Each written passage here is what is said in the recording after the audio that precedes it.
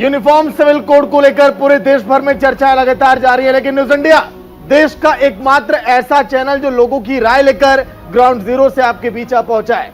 हाँ, यहां पर कोई कागजी लिफाफा नहीं है, यहां पर आम लोगों की राय है कैमरे के सामने कि आखिर लोग क्या कहना चाहते हैं यूनिफॉर्म सिविल कोड को लेकर। आशिफ जी, बिल्कुल, देखिए हम साफ तौर पे एक बड़े पैनल के साथ हैं, बड़े लोग हैं और खास तौर पे वो लोग हैं जो लोग कानून को भी बेहतर समझते हैं और लोगों की राय पर जो राय आती है उसका सम्मान भी करते हैं। हमने तमाम देश के अलग अलग राज्यों की राय दिखाई है, हमने सभी को बताया कि आखिर लोग क्या सुनना चाहते हैं, लोग क्या जानना चाहते हैं, उनकी राय क्या है यूसीसी को लेकर।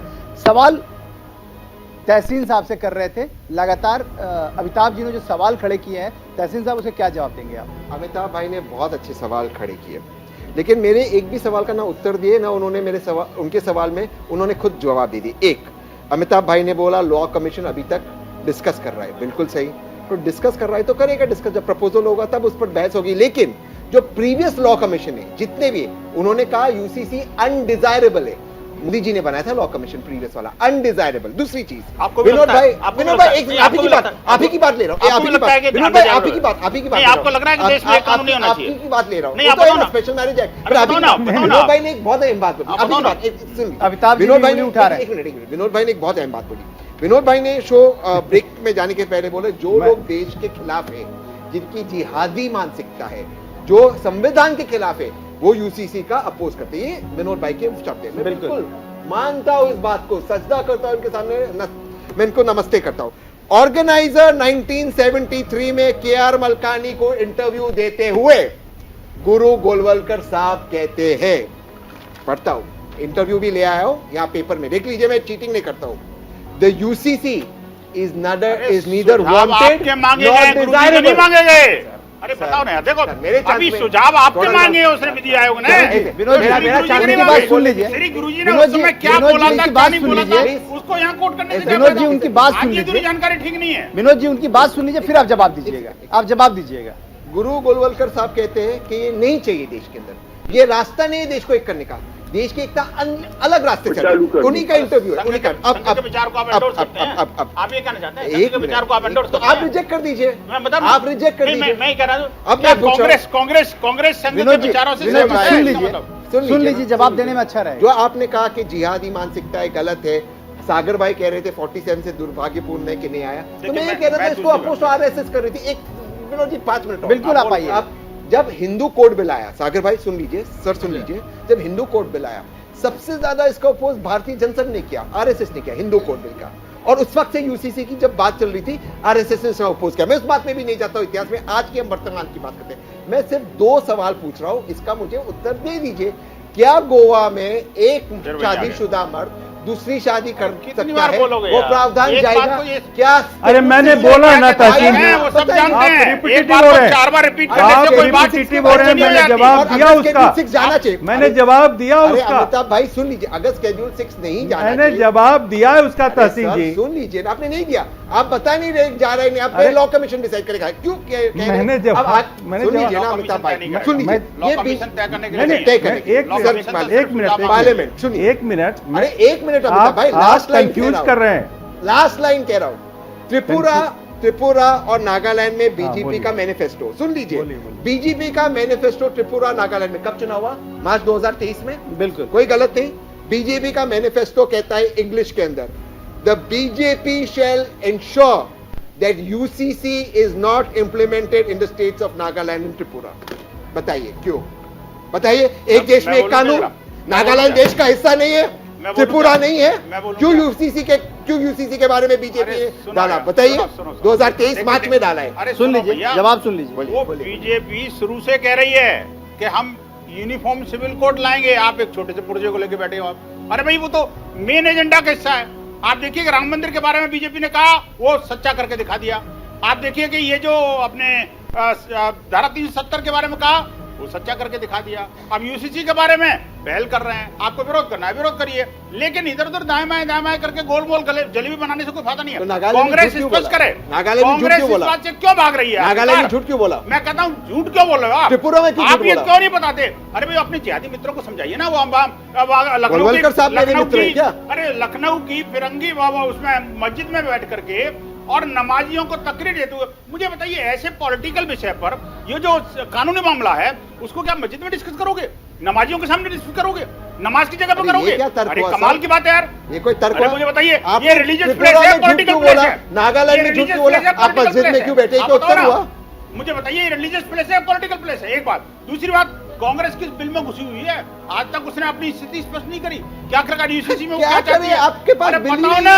अरे एक आध सुझाव दे देते भाई, आप तो विधि विशेषज्ञ हैं, आपने आपको कहते हो, आप कम से कम 2-4 सुझाव भेज दो।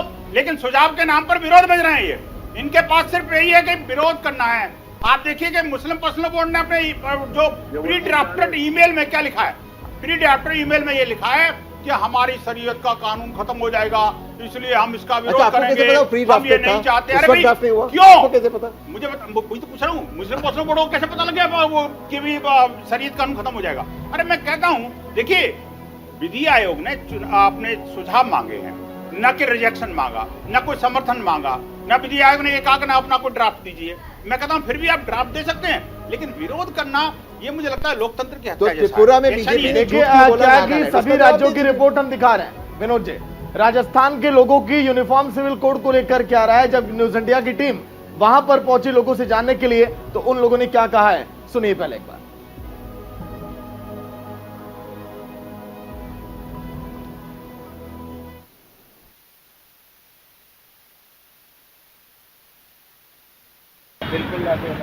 बिल्कुल होना चाहिए। वन नेशन वन रूल होना चाहिए। बिल्कुल होना चाहिए। समानता सब कुछ चाहिए, महिलाओं को सम्मान मिलना चाहिए, महिलाओं की सुरक्षा हो और सभी एक रूपता से इस देश में रह सके।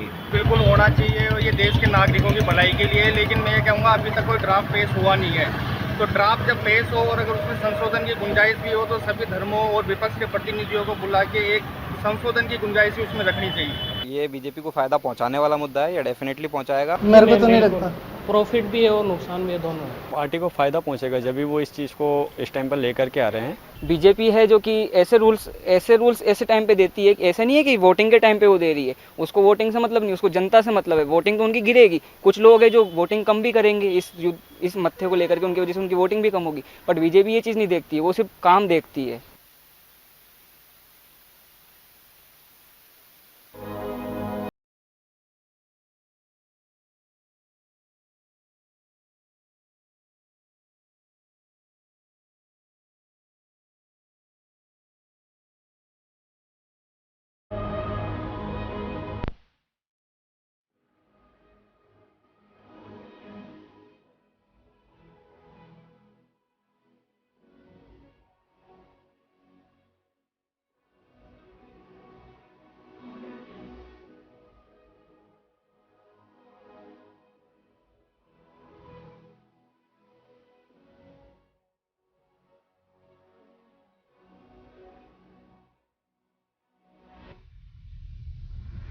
देश में कहां सिविल कोड की अगर बात करें, पुर्तगाली, वहीं गोवा में 1961 से यूनिफॉर्म सिविल कोड लागू है। जब पुर्तगाल का हिस्सा हुआ करता था गोवा, और फिर जब अलग राज्य बना, गोवा में जन्मा कोई भी शख्स बहुविवाह नहीं कर सकता।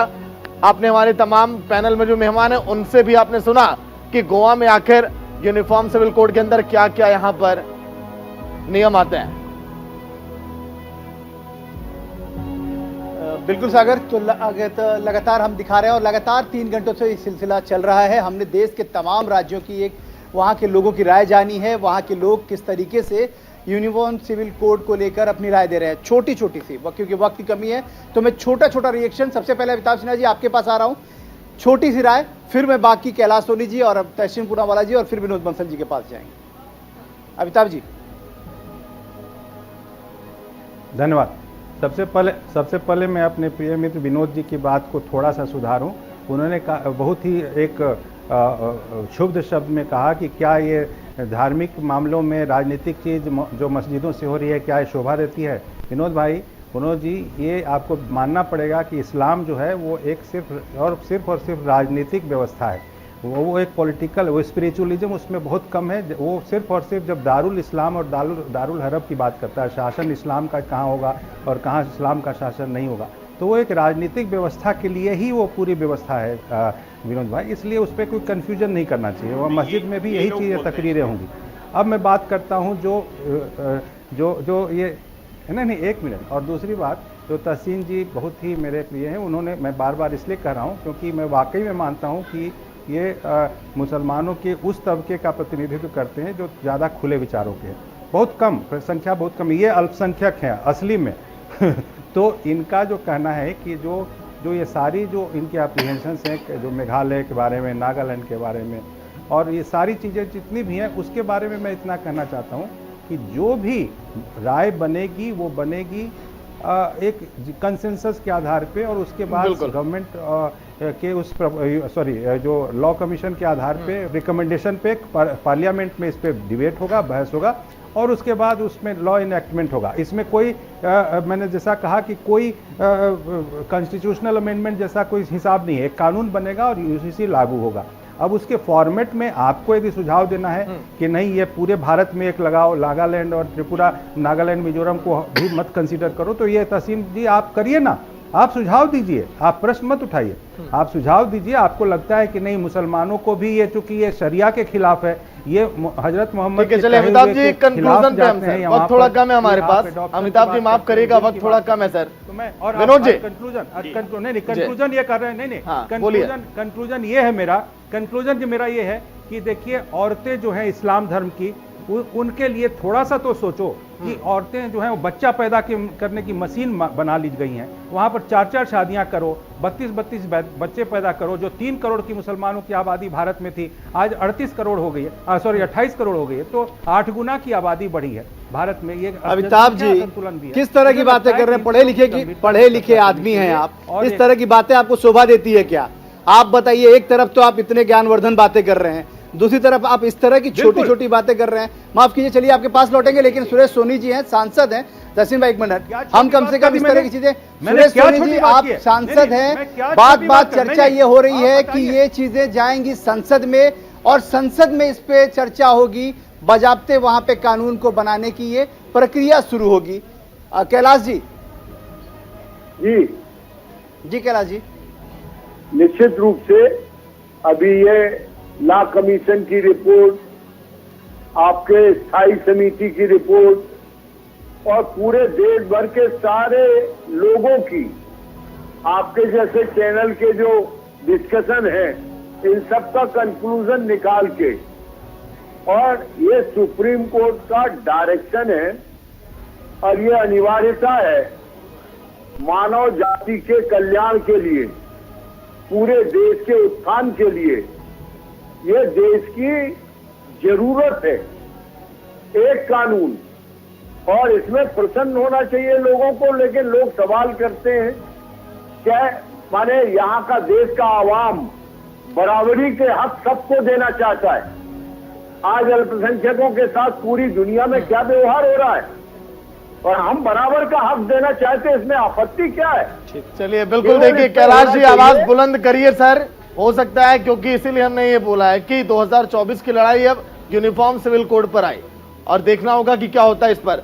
तहसीन जी, जाते जाते क्या आपकी राय और क्या कहना चाहिए यूनिफॉर्म सिविल कोड को लेकर? अमिताभ भाई ने एक बात की, मैं सरकार के गवर्नमेंट के data, ministry of home affairs family, जो सुप्रीम कोर्ट में पेश किए गए पार्लियामेंट में, टोटल फर्टिलिटी रेट यानी बच्चे पैदा करने की जो एवरेज है, मुसलमान औरत की 2.3 है, हिंदू औरत की 2% है। सबसे अधिक दोबारा से इसमें ट्राइबल्स की, पॉलीगमी मुसलमानों में 1.6% है, हिंदुओं में 1.4% है, और सबसे हाईएस्ट पॉलीगमी ट्राइबल्स के अंदर है। लेकिन यहाँ का नेशनल टीवी पे गलत बात करना, गलत बयान देना, मुझे लगता है ये हमें शोभा नहीं देता। लेकिन ये सरकार की रिपोर्ट है। विनोद जी देखिए, मैं ये कहना चाहता हूँ कि डाटा जो भी कुछ है, मुझे नहीं पता कि कितना ठीक है कितना गलत है, लेकिन मैं एक बात कहना चाहता हूँ कि इतना कुछ होने के बावजूद भी हिंदू समाज को तो कोई दिक्कत नहीं है। आखिरकार जिस कम्युनिटी की बात करते हैं, जिस माइनॉरिटी की बात करते हैं, माइनॉरिटी कम्युनिटी में माइनॉरिटी कमीशन के हिसाब से भी 6 कम्युनिटी आती हैं, उन 6 में से 5 को कोई तकलीफ नहीं है, सिर्फ एक ही परेशान है। ठीक है, ठीक है विनोद जी, वो माइनॉरिटी ना होकर वक्त की कमी है, इसलिए बहुत माफी के साथ बहुत शुक्रिया आपका, बहुत शुक्रिया अमिताभ सिन्हा जी का, बहुत शुक्रिया तहसीन जी आपका, बहुत शुक्रिया सागर आपका और कैलाश सोनी जी आपका भी, जो आप लोगों ने चर्चा में भाग लिया और इस चर्चा को महत्वपूर्ण बनाया। और लगातार हम बरकरार रखेंगे, हम आपको और भी बताएंगे कि और भी कई राज्यों के जो डाटा आए हैं वो भी हम आपको दिखाएंगे, और अपने तमाम साथियों के साथ ये भी बताने की कोशिश करेंगे कि पूरे देश के अलग अलग राज्यों की राय क्या है। क्योंकि बने रहिए न्यूज़ इंडिया के साथ, एक ब्रेक के बाद फिर उस पार मिलते हैं।